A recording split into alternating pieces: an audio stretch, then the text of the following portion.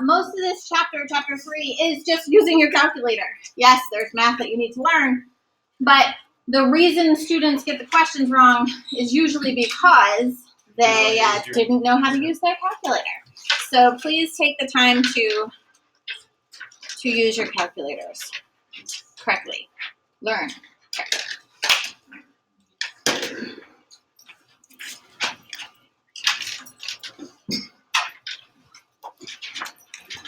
All right.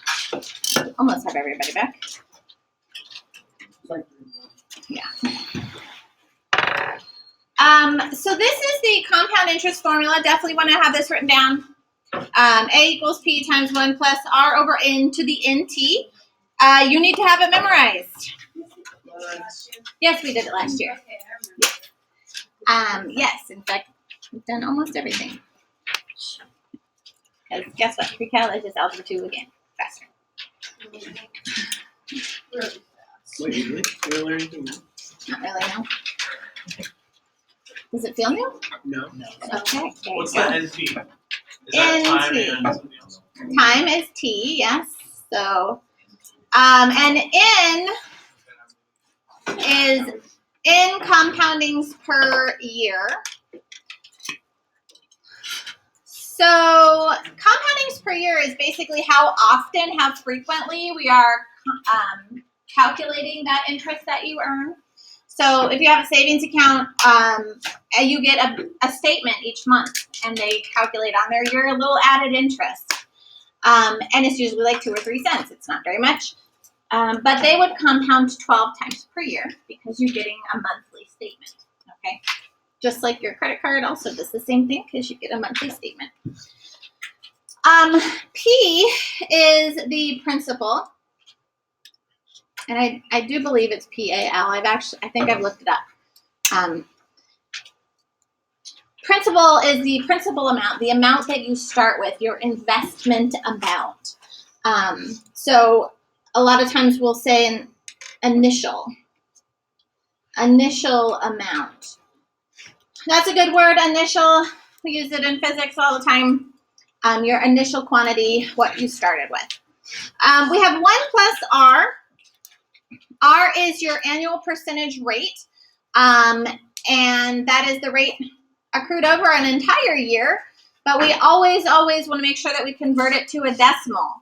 So whatever your R is pretty easy to see, but we want it as a decimal because you cannot do calculations with percentages.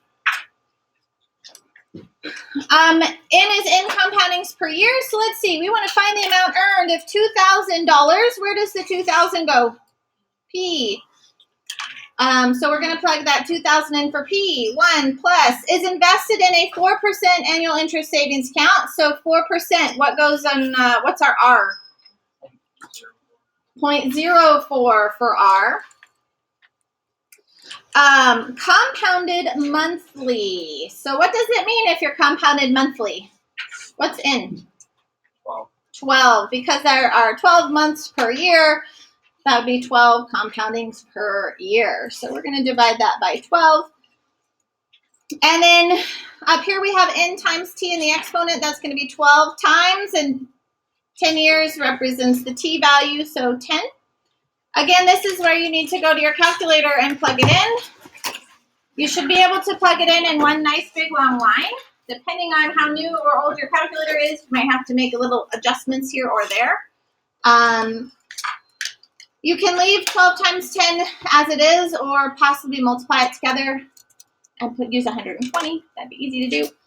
And since we're talking about money, what should you round to? 2 decimal places, the hundredths. Yes, hundredths. You should be able to type it in all in one nice long line. You don't have to make multiple entries. And we get 2,000 what? 0.66 or 67? 7. 7. There we go. So 2981.67. Very good. Okay, so good formula to know. Again, the big part is making sure you get your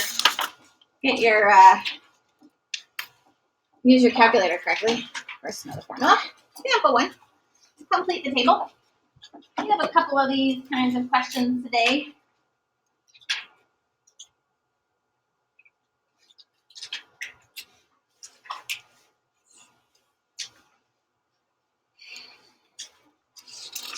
Complete the table if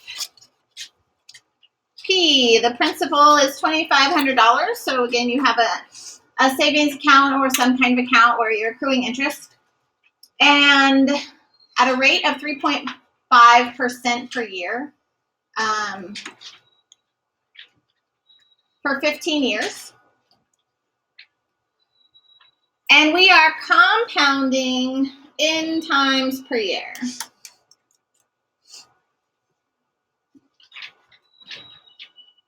So here you'll notice we're changing the value of n, and we actually want to know what the amount is after 15 years have passed.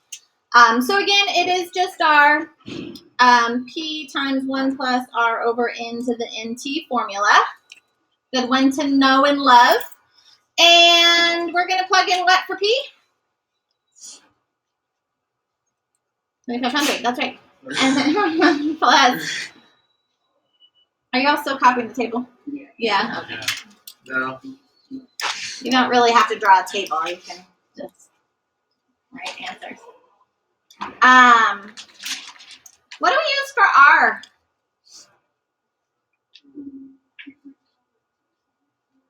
.035. Yes, be very careful. Percent literally means per cent.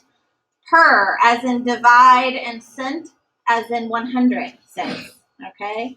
So per cent is a literal translation. Per 100. And like cent as in century. Per 100. So 3.5 divided by 100 is 0.035. And what we're going to do is we're going to change our n value here. I'm going to start with 1. And so then it's going to be to the 1 times 15. I'm going to go ahead and plug that into my calculator to get my first amount.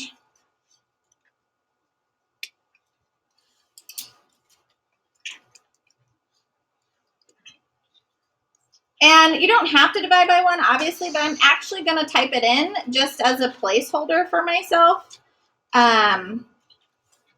Because I can do a little shortcut later on, which is kind of nice. So I went ahead and typed that in, and so my amount after 15 years is $4,188.37. That's pretty good. I mean, I'll take that extra money. It's free money, right? So what I can do then, and this is the nice thing about your calculators, if you already have this entry typed in, you can recall that entry on your calculator in blue. It's a second function. Do second entry, and it recalls what you just typed in. And then I can go back and change all those 1s to a 2. And that makes it a little faster, right? So I can just change those to 2s, and then I see 4207.00. And I can do second entry and change them to 4s, again, pretty easily. And get 4216.51.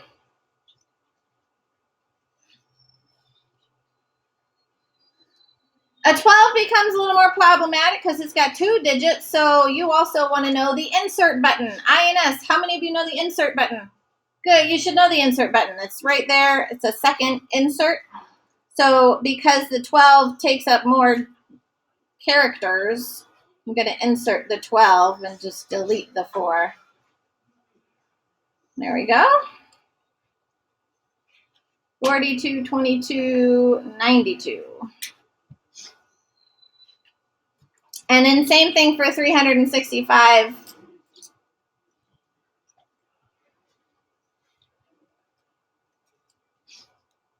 I'm going to insert that 365. And I get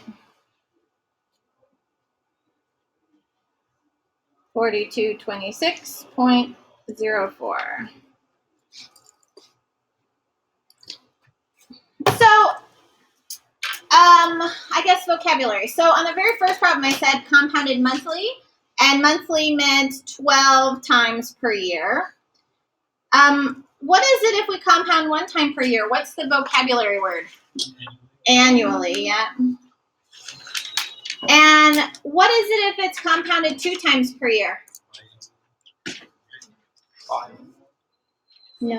Semi-annually, yeah. What does biannually mean? Once a year. Biannually would be every other year, every 2 years, yes. Versus semi is half, so every half a year. It's like the semi-annual sale. Yes, yeah. I live for semi-annual sale. What would compounding 4 times per year be? Quarterly. Mm-hmm. And then 365 times per year would be daily. Yeah. What I want you to notice here is that the more and more we compound, what happens to the amount of money we earn? We make more money, right? But are we making as much between them? No. So you can see here, we've got like, I don't know, maybe 20 more bucks, roughly, something like that. Here, between the two, we've got 9. Here we got an extra 6, 6. And here we got an extra $4. So you can see how the more often we're compounding, we actually aren't making quite as much money as the time before. All right. So you could imagine that this is sort of leveling off. Our gains are sort of leveling off. Does that make sense to you?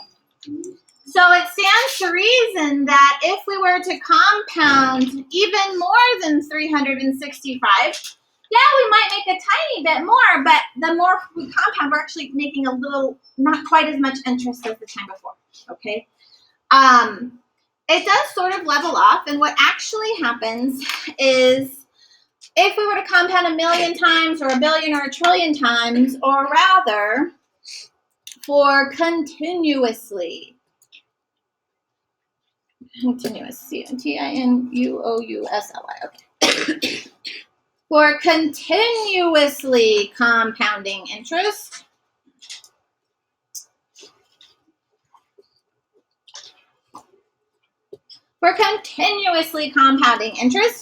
meaning it's always recalculating.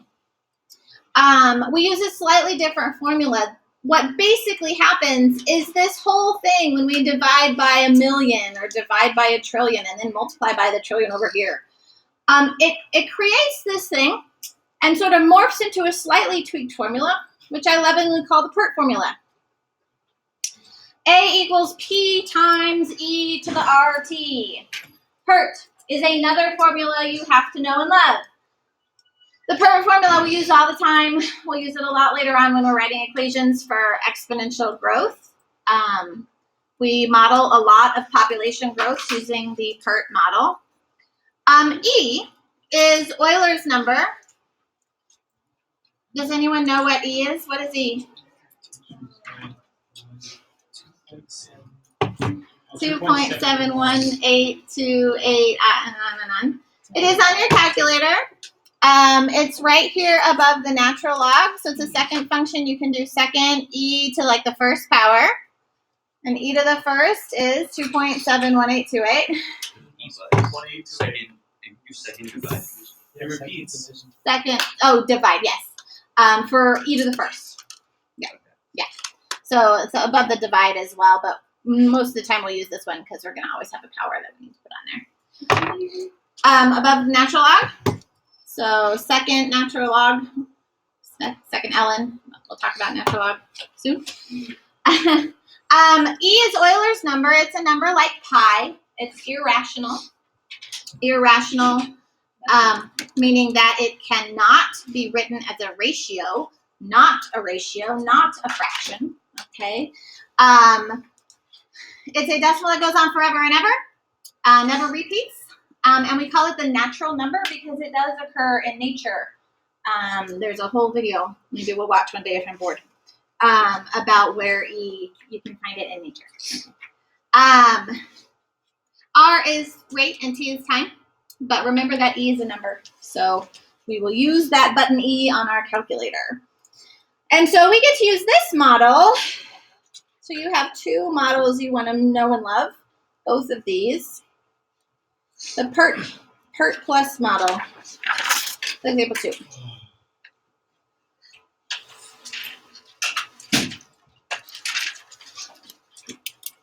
Find the balance, A. For $14,000 invested at 6% for 2 years, compounded continuously. Again, if you just want to do the problems, you don't have to copy the table. You can just do the work, yeah. So here's the key. We are compounded continuously. They've given me the 14,000. Where does the 14,000 go? P, yeah, that is our principal investment, our initial investment. And then invested at 6%. So that would be, what is our R value? 0.06. For T years, and you can see our T is changing. And since it's compounded continuously, we're going to use the PERT formula, P-E to the R-T, PERT. So look for those keywords, ladies and gentlemen, when you're doing word problems especially. So we have $14,000. It's a lot of money. I wish I had $14,000. Times E to the 0.06, and I'm starting by plugging in 10 years. So again, I'm just going to do the same thing I did before. Maybe we just won't do all of them because I just don't care. I don't like this section. It's weird. We can't do it all in one day, but it's, I don't know. Why don't you all do one? Everybody pick a different one, and then I'll just ask for answers. That'll be fun, and then we'll just fill it in. So when I plugged in the 10, I got 25,509.66. That's pretty good, don't you think? I started with $14,000, and after 10 years, I now have 25,000. Hey, that's $9,000 free dollars. It's pretty good, right? Yeah, 6% though. Good luck. Okay. What'd you get for 25? Who did? Did anyone do 25? 25 years? Someone do 25. I'm gonna guess around 40,000. Oh, 40, huh? 62,000. 64, 65. 65. Wow, that's pretty good too. 25 years. In 25 years, I'll only be 65. Damn, I really want to find $14,000 right now. I can spend that amount of money and then from 65 to death. That'd be good. That's a yacht right there. That's a nice boat. Okay. All right, what do you get when you plug in 50, ladies and gentlemen? $281,197.52. Oh, well, shoot. I will still be alive. 90 years old. But I will be too old to spend this amount of money. But now you guys, you get yourself 14 grand and you invest it, and in 50 years, you'll only be what? 67? Yeah, 66, 67. There you go. $281,000. Maybe you can buy a house. Okay. 75. What do you get for 75? $1 million. 1 million. 200 and what? Wait, 1,260,000. 239.84. Okay. After 75 years, you can finally be a millionaire. Best foods. What if you take Now, money this is- and invest in other stuff? So here's the thing. This is money. Hey, you put $14,000 and it did nothing. It just sat there. And that's the difference. Like, that's after 75 years, sure, 1.2 million, but you started with 14 grand. That's pretty good, right? I mean, and then you did nothing and it just sat there. Where versus like right now you put into your retirement, you put money in every month.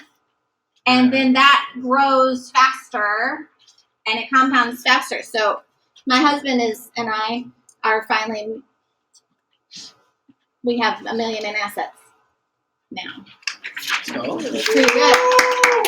An asset now. That's not That's a yacht. What's an asset? an asset. So including our house. Oh. Including like our house, which we don't quite own. But all of our retirement and including our house. Houses are tricky. We have $1 million. So start investing young, ladies and gentlemen. The best thing you can do is get married young. You don't have to get married, but you can have don't get married, but have a roommate. Roommates, ladies and gentlemen. Have roommates because then the best thing, like I'll tell you, Mrs. Wexler. A lot of you had Mrs. Wexler. Yeah, I was Miss Wexler's favorite. she is in a house. They're both teachers. She and her husband are both teachers. And they got married when she was 22. And they bought their first house and bought it and paid it off in 5 years.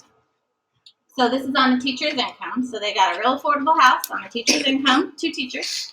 They paid it off as fast as they could, and then they lived on the lower of the 2 incomes. And so her husband's older than she is. She was making more money. So his money was being saved, every penny. And they were just paying off, electricity and food, essentially, is all they had to pay for because they owned their house by now. And so you're saving 40 grand a year because only one of your people is actually spending any money, right? So that's what you want to do. So you save, and then 5 years after that, they bought another house. What? They paid cash for a second house, and now they're renting out their first house, which they owned. So they're getting income on that first house. She was not quite 30, or just 30, I think, at the time when they did that. And they got an income rental property, and they own their second house. Now they have an income property, and they're both 2 full-time teachers. So you got 3 income streams. You're saving about 70 G's plus the rental income each year. Ladies and gentlemen, that's how you do it. Okay? That's what you do. They are now in their third house. They have 2 rental incomes. Okay. Just you don't have to get married. Just have one household income. All right. Oh, we want to finish this. The one-to-one property. The one-to-one property still applies even when we have a base of E, the natural base, which works the same. If the bases match, what can we conclude? The exponents must be equal. So we have x squared plus 3x is equal to -2. And how do you solve something like that? The 2 to the other side. Move the 2 and double bubble. Good. So x squared plus 3x plus 2 equals 0. We can double bubble that. How does it factor? X plus 2, x plus 1, which means x equals -2 and x equals -1. Both of these solutions do work, but I wanted to show you that it's important to be able to check your answers. So I want to check, I'm going to go back and plug in -2. -2 squared plus 3 times -2, and I just want to verify that the left-hand side is equal to the right-hand side. And this is where, calculators are super, super easy to use. So I'm going to just do -2 squared plus 3 times -2. I get a crazy decimal, 0.1353, blah, blah, blah, blah, blah. And I want to verify that my right-hand side, e to the -2, is the same thing. And I do get 1.353, blah, blah, blah, blah. Okay? And I did the same thing with -1 as well, just to make sure that it works. You know, the lowering of median income has declined over the years. And most of that is due to the high divorce rate. Because what happens is you're married, you have 2 income streams, one household. Okay? So you only have to pay one, rent or one mortgage. But when you get a divorce, you go from 2 incomes now in 2 households. You can't save nearly as much money. So it's important. It's important to have roommates because they lower the cost and you can save more money. Roommates. I'm not wrong. They also all have to have jobs. If you